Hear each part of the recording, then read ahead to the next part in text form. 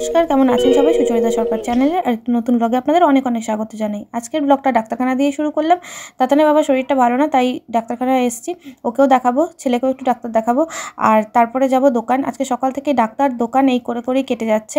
তো এখন দোকানে এসেছি আসলে তাতানের স্কুলের প্যান্ট নিতে। তো তাতানের জন্য স্কুলের প্যান্ট রেডিমেড নিলে ও পরতে পারে না, তার কারণ কোমরে ওর হয় না। তো তাকতে কয়েকটা শাল ছিল, মানে স্টল যেগুলো হয় দেখছিলাম, কিন্তু কালারগুলো আমার পছন্দ হচ্ছিল না। তারপরে তাতানের জন্য প্যান্ট পেলাম না, তো ওরাই আরেকটা দোকানে পাঠালো। ওদেরই একটা দোকান ভেতর দিক করে রয়েছে, সেখানে পাঠালো যেখানে বাচ্চাদের স্কুল ইউনিফর্ম পাওয়া যায়, কিন্তু সেখানে তাতানের প্যান্টটা ওর কোমরে হচ্ছিল না।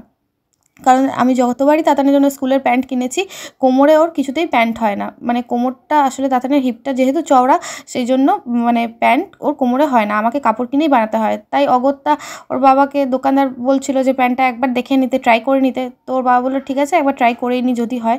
তো মনে হয় না হবে বলে, তাও আমরা একবার ট্রাই করালাম, কিন্তু ওর হলো না। আসলে প্যান্টটা হয়ে গেছিলো, কিন্তু বসলে ওর কোমরে লাগছিল, তাই আর নিলাম না। আমরা সেই কাপড় কিনেই বানালাম। তো দোকানে যিনি ছিলেন উনি বললেন আমি একবার ট্রাই করে দেখি।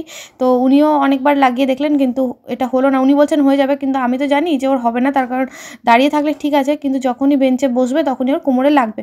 তাই আমরা সবচেয়ে ভালো কাপড় কিনে তারপরে ওর জন্য প্যান্ট বানিয়ে নিচ্ছি। তো আমরা ডাক্তারখানায় গেছিলাম। তাতানের বাবার আসলে কিডনিতে স্টোন, গলব্লাডারে স্টোন ধরা পড়েছে, সেই জন্য ডাক্তারের কাছ থেকে পরামর্শ নিতে যে কী করা যায় বলে।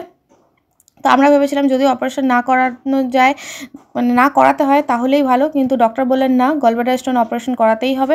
তো তাই একটু চিন্তায় আছি। এবার অনেকেই বলবে যে আমি কেন বলছি এই কথাগুলো মানে সোশ্যাল মিডিয়ায়, তার কারণ আমি মনে করি আমার ইউটিউব পরিবারও আমার একটা পরিবার, তাই ওনাদেরও সব জানার অধিকার রয়েছে। যারা এতদিন ধরে আমার পাশে থেকে আমার চ্যানেলটাকে একটু একটু করে এগিয়ে নিয়ে যাচ্ছে, তাদেরও আমার সব কিছু জানার অধিকার রয়েছে, আমার ভালো মন্দ সব কিছু।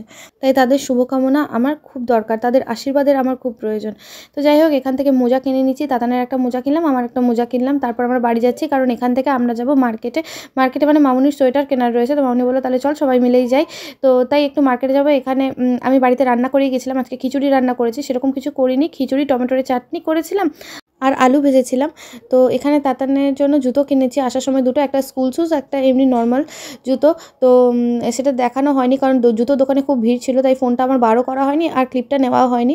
তো তাই বাড়িতে এসে জুতোগুলো আপনাদের দেখাচ্ছি। তো এই কালারটা খুব পছন্দ হয়েছে বলে জুতোটা নিয়েছি, আর একটা স্কুল শ্যুজ নিয়েছি। তো তারপরেই আমরা খাওয়া দাওয়া করবো। তো তার আগে পাঁপড়টা ভেজে নেবো। তো আমরা এসে হাত পা ধুয়ে নিয়েছি, ড্রেসও চেঞ্জ করিনি, আগে পাঁপড়টা ভেজে নিয়েছি, কারণ অনেকটা দুপুর হয়ে গেছে, এখন সবাই খাবে, তারপরে আবার আমরা বেরোবো।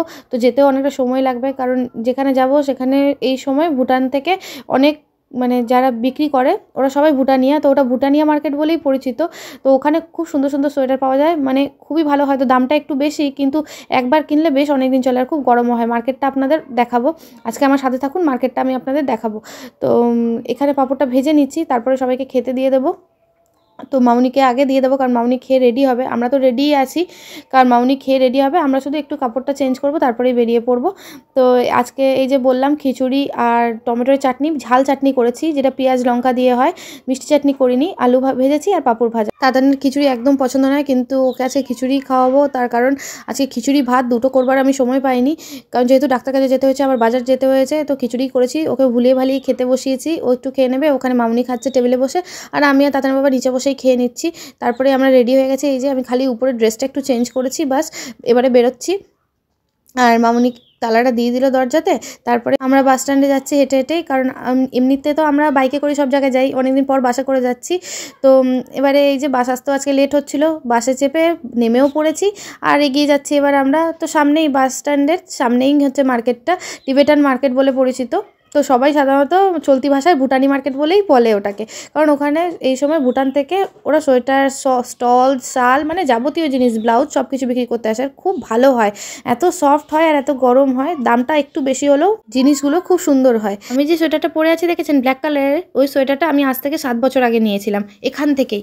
সোয়েটারটা বিশ্বাস করবেন কিচ্ছু হয়নি, মানে যেমন কালার তেমন তার গরম, মানে এত ধোয়া হয়েছে, কিন্তু সোয়েটারটা কিছু হয়নি। আজকে ব্লগটা অনেক বড় হয়ে যাচ্ছে, পুরো মার্কেটটাই আপনাদের ঘুরে দেখাবো, কি কি পাওয়া যায় তাও দেখাবো। তো আজকের মতো আসি, আমার ব্লগে কন্টিনিউ থাকুন, দেখতে পাবেন। টাটা।